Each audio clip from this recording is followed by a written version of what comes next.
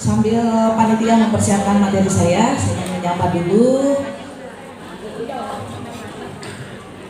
Bismillahirrahmanirrahim. Assalamualaikum warahmatullahi wabarakatuh. Assalamualaikum warahmatullahi wabarakatuh.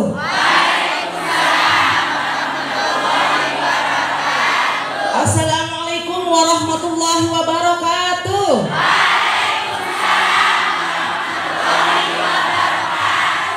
Alhamdulillah, semangat yang luar biasa ya.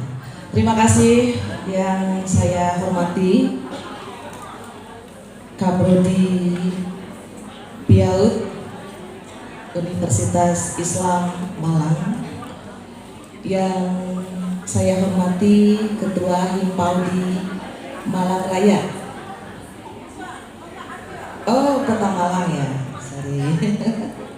Yang saya hormati para dosen, Bapak Ibu yang sudah berkenan memberikan panggung istimewa kepada saya untuk bisa tampil di hadapan ibu-ibu yang super luar biasa. Tepuk tangan dulu dong.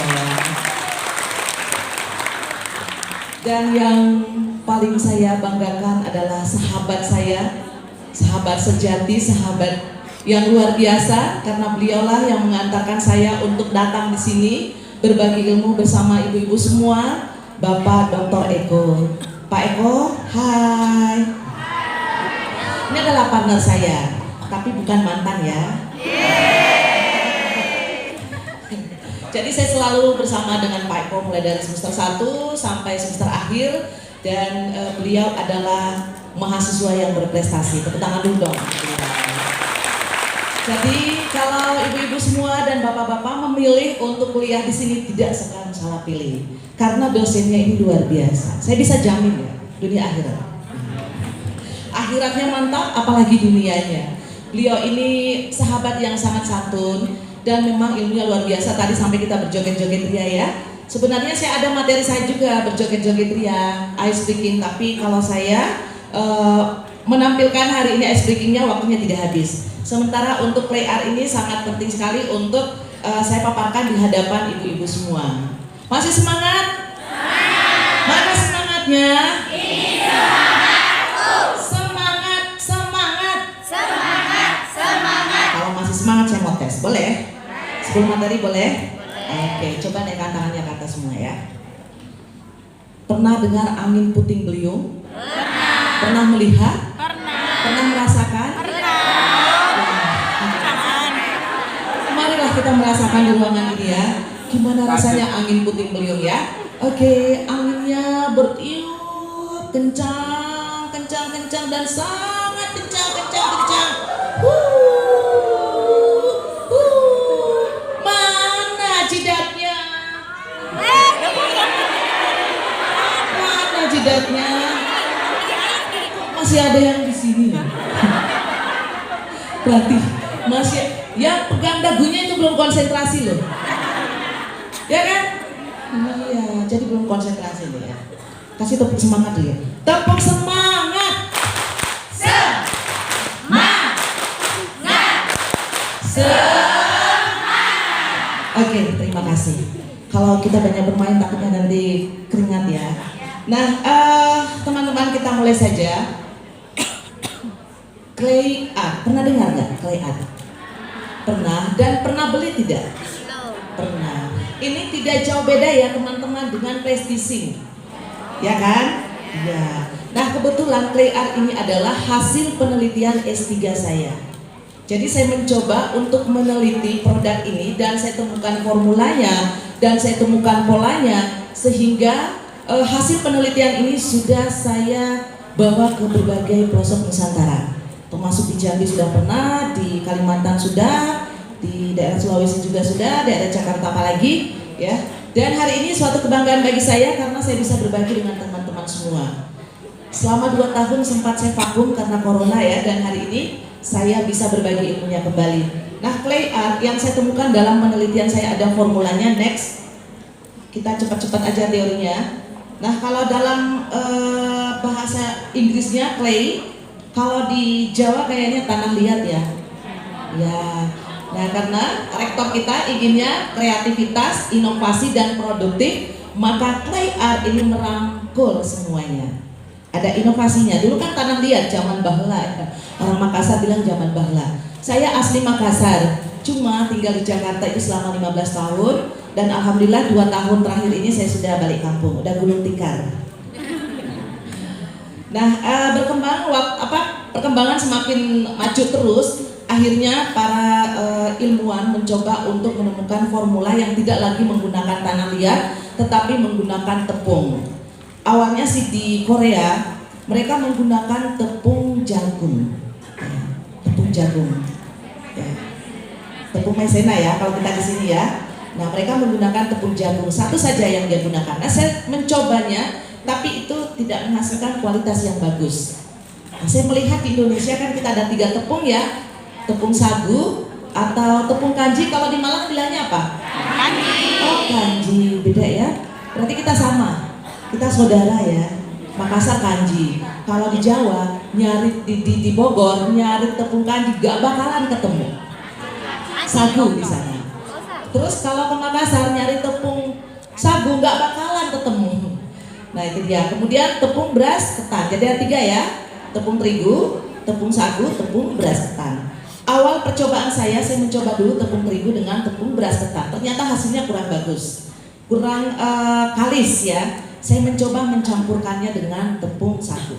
Itu pun dengan takaran-takaran tertentu. Jadi ini formula hasil penelitian saya. Bukan saya mengambil produknya orang untuk saya jadikan sebagai bahan pengabdian. Nah, pengabdian kalau kami sebagai dosen tampil seperti namanya pengabdian. Itu adalah kewajiban kami.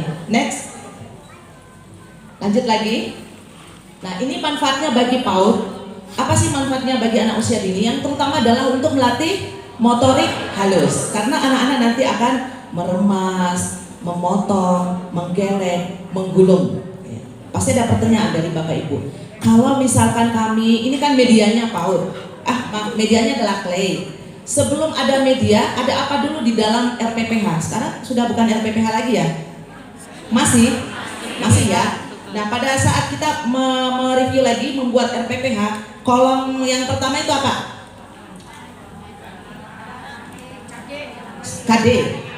KD ya. Kemudian yang kedua indikator.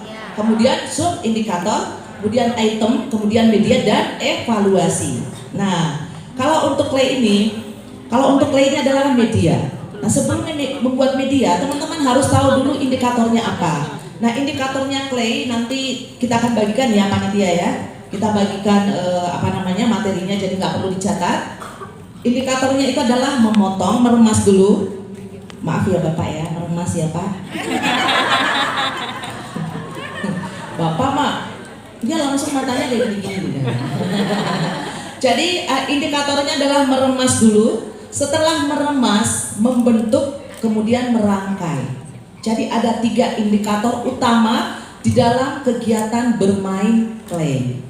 Kemudian ada tambahan indikator lagi, memotong, menggunting, menggeleng, menggulung. Beda ya? Menggulung, menggeleng beda lagi. Bukan geleng-geleng ini ya. Menggulung, memotong, menggunting, pelintir, kemudian melipat. Nah, itu tambahan indikator. Tapi indikator utamanya itu ada 3. Ya. Nah, ini perlu kita ketahui. Karena ketika kita membuat media, itu media kan endingnya harus tahu dulu apa sih indikatornya. Kalau teman-teman sudah tahu indikatornya, maka teman-teman akan mudah untuk membuat evaluasinya. Betul nggak? Ya. Jadi tadi sudah tahu ya indikatornya apa? Meremas, kemudian membentuk, kemudian merangkai. Kira-kira standar kompetensi yang tertuju pada indikator ini apa? Aspek yang mana? Motorik halus, betul ya? Nah, ternyata bukan hanya motorik halus saja yang bisa ditingkatkan terhadap kegiatan bermain clay. Bahasa juga bisa. Ketika teman-teman membentuk huruf, itu kan bahasa ya. Membuat boneka untuk dijadikan kegiatan bercerita, mendongeng dan sebagainya, itu juga bahasa. Kemudian clay untuk aspek agama kan bisa membuat huruf hijaiyah dari clay yang ada. Apalagi kognitif kan bisa mencetak angka, membuat bentuk, membuat apalagi belajar tentang warna. Terus aspek sosial, ketika anak-anak bermain clay, mereka berkelompok, seperti kita sebentar akan berkelompok, itu kan akan menciptakan suatu kerjasama yang baik. Jadi kesimpulannya, clay ini bisa menstimulasi semua standar kompetensi anak usia dini. Sepakat? Nanti silahkan buktikan ya. Next. Tujuan bermain kita lewatin saja.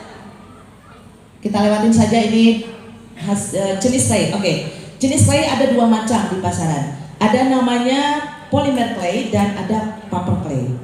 Yang biasa teman-teman mungkin beli di toko itu, ketika kita buat memang sih ringan ya, tapi harganya lumayan kan. Untuk segepok aja itu kan harganya 100.000, 60.000, boro-boro kita mau beli gaji guru 1 juta, sabar, jujur, dan tawakal. Benar ya Bu? Yang dari Aceh nih teman saya, ada rekan saya dari Aceh. Ternyata gaji guru di sana juga 1 juta. Tepuk tangan dulu dong ya. Nah, kenapa beliau terdampar di sini? Mau tahu ya? Beliau ini sangat hebat sekali dan saya sangat bangga sekali. Kebetulan kemarin kita 3 hari, saya sudah 3 hari di Malang. Ada kegiatan Rakornas Asosiasi Prodi PG PAUD Indonesia. Jadi semua Prodi PG PAUD Indonesia yang ada di Indonesia itu kemarin ada di Malang. Kita belajar tentang kurikulum merdeka anak usia dini. Kita ada 3 kan? Kita keluar lagi nih dari materi ini. Ada 3 ya. Apa saja? Merdeka bermain, merdeka berbagi, dan merdeka mandiri. Yang hari ini kita lakukan adalah merdeka bermain. Oke. Nah, kata beliau, Bu, besok saya mau ngisi materi di Malang. Boleh ikut nggak, Bu? Boleh. Tapi saya nggak bawa tepung, nggak apa-apa. Cantik ya orang Aceh ya? Cantik. Pak, minat Pak? Kebetulan masih gadis Pak. Oke. Nah, ini polymer clay. Ketika sudah kita buat, misalkan kita sudah buat jeruk atau stroberi, itu tidak bisa lagi didaur ulang, tidak bisa lagi kita hancurin gitu ya, langsung mengeras dianya gitu. Beda dengan plastisine gitu ya. Nah, cara pengeringannya juga itu menggunakan oven khusus yang dibakar dan sebagainya. Nah, biasanya produk-produk ini banyak beredar di Jepang, Korea dan sebagainya. Mau ke Jepang Bu? Gak usah, hanya karena clay mau ke Jepang deh. Saya dari Makassar udah bela-belain datang di sini supaya ibu nggak usah ke Jepang untuk belajar clay. Kita punya semua kok di sini ya. Sebentar kita belajar. Kemudian paper clay merupakan clay yang pengeringannya dilakukan di udara terbuka. Nah, inilah yang akan kita lakukan nantinya. Next, saya kasih teori dulu sedikit ya. Biar pulang sebentar. Ibu tadi dari mana? Oh, habis belajar tentang clay. Apa sih itu clay? Lupa, saya nggak tahu ibunya itu ngomong apa. Awas ya. Malu-maluin aku nantinya. Nah, bahan dasarnya saya berikan waktu sebentar, 10 menit saja untuk mengadon ya, 10 menit. Kenapa 10 menit? Saya menggunakan ukuran untuk anak usia dini. Jadi mohon maaf yang di depan-depan saya ini adalah anak usia dini ya. Ya. Jadi saya menggunakan takaran anak usia dini. Kenapa? Memudahkan teman-teman untuk belum jangan ribut dulu, sabar. Sabar. Kalau ibu sudah tahu ini, melakukan di rumah juga boleh, nggak masalah. Ya, ini dulu yang ibu harus tahu dulu karena ini hasil penelitian saya. Kalau ibu sudah tahu ini, saya yakin ibu akan mendapatkan ilmu yang lebih bagus. Tepung terigu, tepung beras ketan, tepung sagu, benzoat, lem, fox. Takarannya, hai, hello, belakang sana masih hidup? Masih. Kirain udah tidur ya. Jadi takarannya masing-masing takaran 1 sendok saja. Kenapa saya tidak menggunakan takaran timbangan? Riwah anak usia ini kalau pakai timbangan ya. Jadi saya mencoba menemukan formulanya menggunakan takaran sendok. Tepung diam.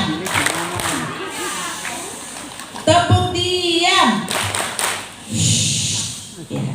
Takarannya 1 sendok tepung terigu, 1 sendok tepung beras ketan, dan 1 sendok tepung kanji. Kemudian seujung sendok makan benzoat atau soda.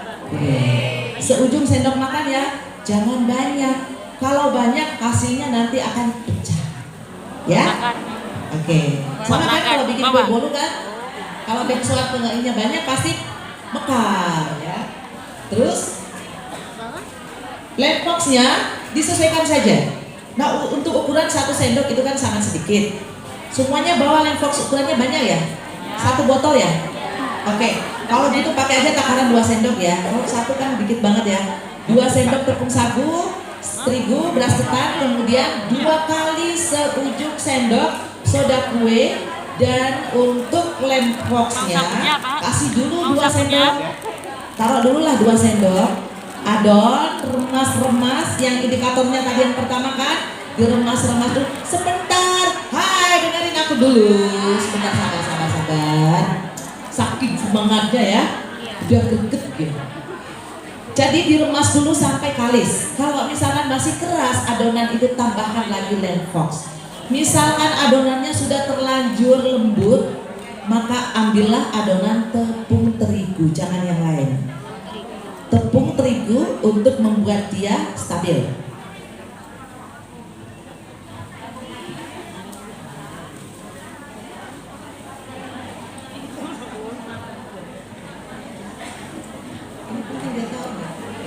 Next. Jadi sebentar, pada saat praktek saya tidak menjelaskan lagi ya. Jadi 10 menit ya prakteknya sebentar. Lanjut. Nah, ini diremas sampai kalis seperti ini. Pernah buat adonan pastel? Nah, seperti ini ya.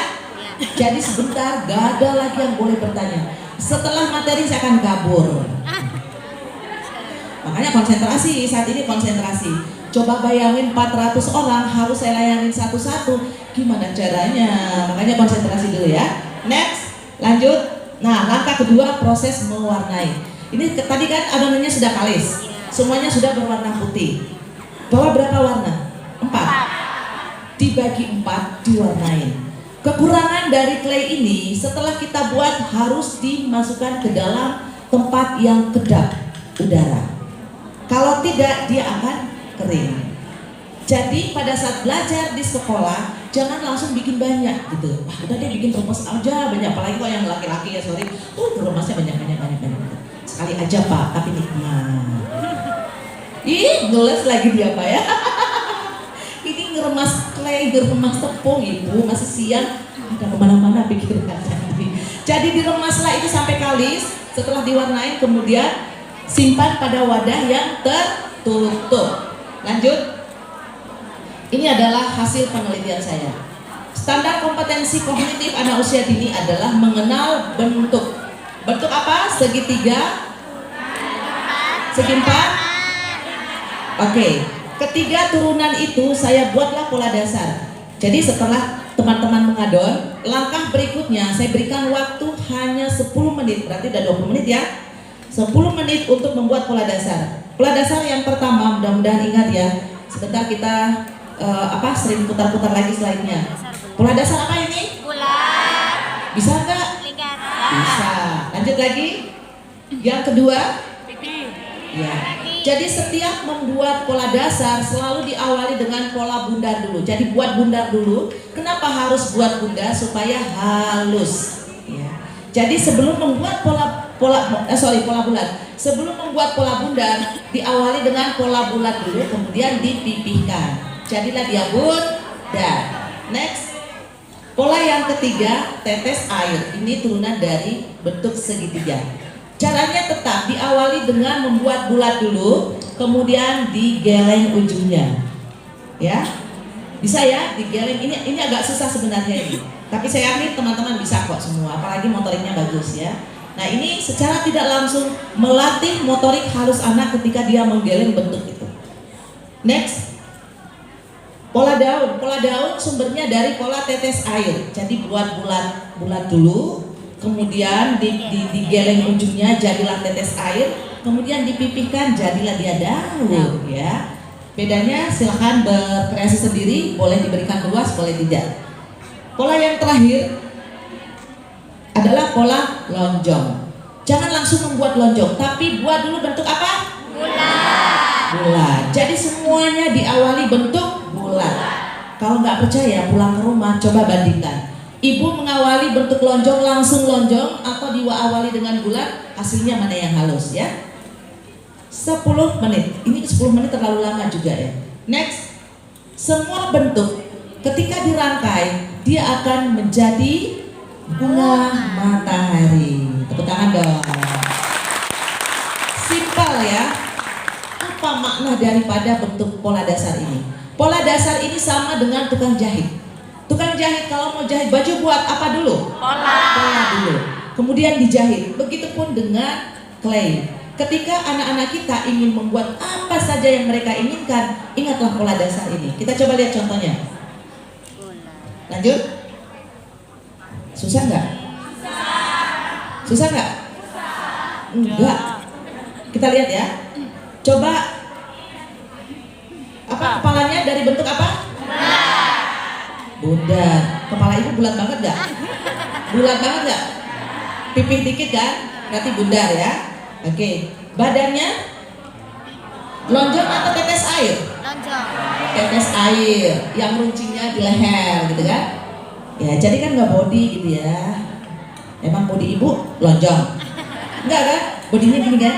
Ah sama dong. Terus rambutnya pola apa? Tetes air yang dipipihkan. Benar ya? Hidungnya bulat. Terus stroberinya Tetes air. tetes air. Daunnya Tetes air. tetes air yang dipipihkan. Susah atau gampang? Gampang. Ini bisa dijual berapa? 15.000. Gajinya benar-benar jadi 1 juta. Bukan lagi 1 juta, 1 juta ya. Ini adalah hasil kreasi saya. Saya jual 15.000, laku banget. Next. Ini yang tersulit ya, ini yang termudah. Ini pola apa? Oke, lanjut lagi. Lanjut lagi. Gampang kan? Ini anak usia dini banget. Gampang kan? Bisa terbaca polanya kan yang digunakan pola apa? Bisa ya? Lanjut. Kelinci, ada pola berapa pola doang tuh? 3. Hanya 2. Apa aja? Tetes air. Lonjong yang dipipihkan. Gampang nggak? Gampang. Tadi susah karena belum mengenal teorinya. Lanjut. Ada berapa pola? 3. 3. Bulat. Tetes air. Matanya selesai. Tepuk tangan dong. Gampang ya. Nah, yang terakhir proses finishing. Ini clay. Kalau ibu tidak finishing, sangat disenangi tikus. Tikusnya pasti lucu. Ada aroma aneh di sekitar saya. Jadi clay yang sudah ibu buat ini dikeringkan di bawah sinar matahari boleh, kemudian di ruang ber-AC juga boleh. Itu membutuhkan waktu 2 hari tergantung ketebalan yang ibu buat. Makin tebal membutuhkan waktu untuk bisa kering benar. Kalau sudah kering silahkan menggunakan Kotex juga untuk memolesnya supaya tidak terkontaminasi oleh tikus, dan bisa juga menggunakan Pilox, tapi hati-hati untuk anak usia dini ya. Ini untuk proses pemberdayaan ekonomi kreatifnya. Kalau yang tadi anak usia dini gak usah pada sampai proses finishing. Tapi kalau ibu ingin gajinya benar-benar 1 juta, maka clay ini bisa menjadi sumber penghasilan. Saya sudah buktikan. Termasuk gantungan kunci tadi ya. Kemudian ibu bisa bikin bros. Bikin bros tetes air saja yang dirangkai 9 biji, itu bisa jadi bros. Kemudian tengahnya kita buat bentuk lonjong, dipipihkan kemudian di printer, dia jadi bunga. Disusun saja bagian tengahnya, itu sudah jadi bros. Harganya berapa? 5.000. Nah, saya nggak ada waktu untuk berhitung secara ekonomis. Sebenarnya ada sebenarnya teorinya juga yang bisa saya bagikan ke ibu-ibu semua. Dengan modal 1.500.000, kalau itu digunakan tepungnya ini semua ya, dengan modal 1.500.000 itu bisa menjadi 7 juta rupiah. Ada perhitungannya. Contoh saja ya, clay yang ibu semua bikin sebentar, kalau ibu dengan takaran 1 sendok saja itu bisa menghasilkan bros yang harga 5.000 10 biji. Tuh berapa 10 biji? 50.000 ya? Tuh, itu baru 1 sendok. 1 kilo berapa? Banyak ya, 1 juta lebih. Jadi bukan lagi sabar, jujur dan tawakal. Oke, ada pertanyaan sebelum kita praktek? 10 menit meremas bahan, 10 menit membuat pola dasar. Jadi kita cuma butuh waktu 30 menit untuk meracik. Kita buat berapa? Ini berapa orang ya? Pak Eko, ada berapa orang ya teman-teman kita? Di situ di depan situ lah. Ya sama ambil dulu. Ini nggak usah dibuat kelompok ya, masing-masing saja. Sama Ya? ambil dulu aja. Oke. Kan 1 sendok Ya. ya Kak Rani. Pakai kursi. Kayaknya kerepotan ya. Langsung. Ini ada yang kosong di sini, boleh Langsung ambil dong? aja. Kayaknya harus melangkah mereka ini. Jadi satu. Peserta kita yang duduk di kursi. Oh kita ini ya rombak. Ini bisa Pak di belakang tuh bisa. Saya berikan waktu Sini ya. pas jam 11. Iya, Di sini. Ini 10 Ya, di sini menit aja. ya. 10 menit untuk meremas bahannya. Teman-teman yang kesulitan, yang kesulitan di kursi bisa pindah ke depan untuk mengemas-emas. Nah, Saya langsung ke menyapa saja teman-teman semua ya. Jadi ingat 2 Monggo, sendok, sebelah sini. 2 sendok tepung terigu, 2. Oh iya.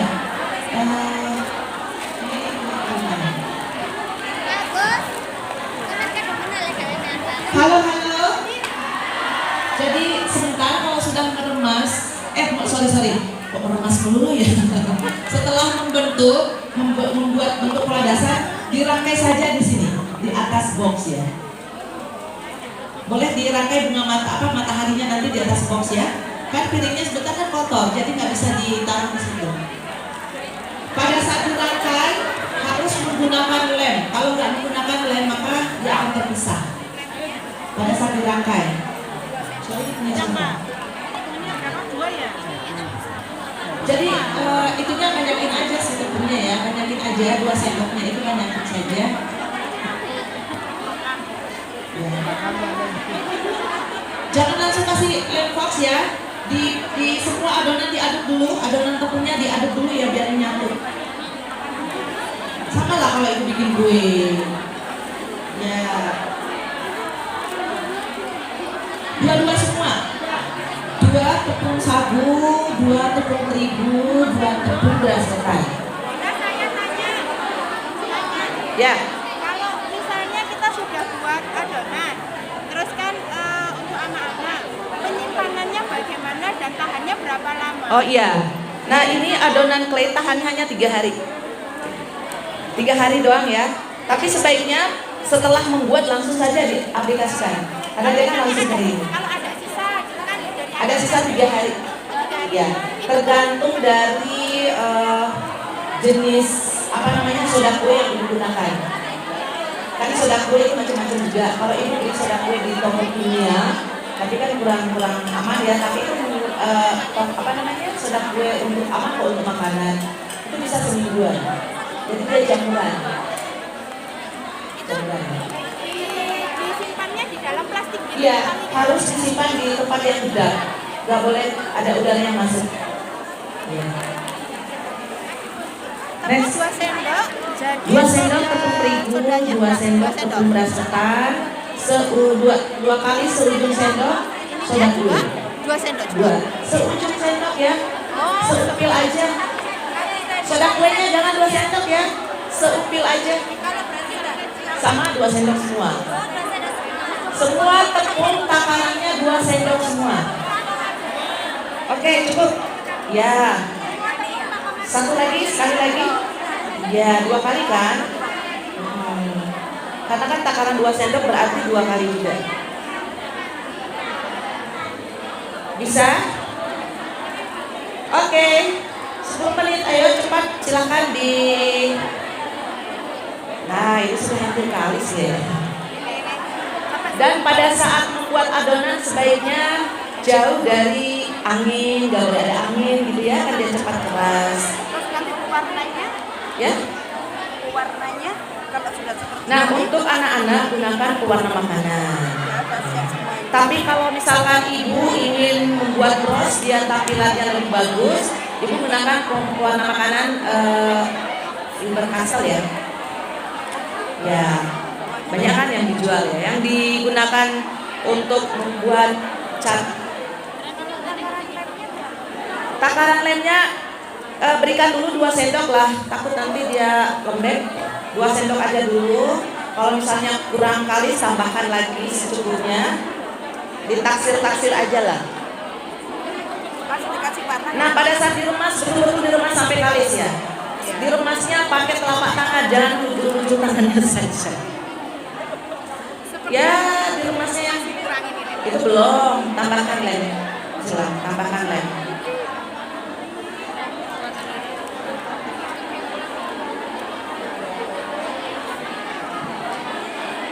Oke.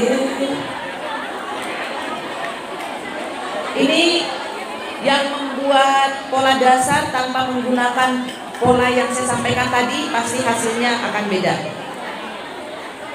Belum kali sih Bu, belum. Dari jauh saya udah tahu belum. Ayo diremas lagi ya. Disitulah letaknya motorik halus anak kita ya. Hah? Apanya? Lemnya yang taruh dulu 2 sendok dulu lah. 2 sendok, kalau misalkan belum kalis tambahkan lagi. Cuma ada hasil. Tapi ini mohon maaf karena AC-nya agak dingin, mungkin mempengaruhi kualitas lainnya. Gak apa-apa ya, namanya baru saja. Itu kalau melihat permukaannya masih kasar, halusin. Sering buat adonan pastel, donat, boleh itu sudah boleh mewarnai.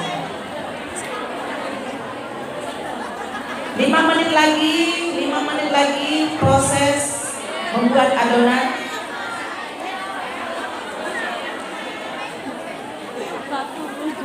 Pakai telapak tangan dong. Telapak tangannya, masa mau nih bapaknya semangat. Pak tambahin itu lem. Ya harus siap kotor-kotoran ya.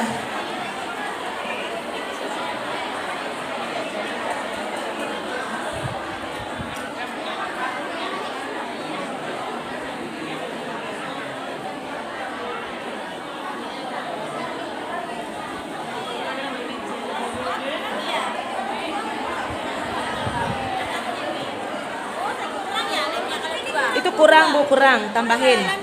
Tambahin ya. Ini tambah lagi ya. Tambahin. Tambahin Bu 3 sendok.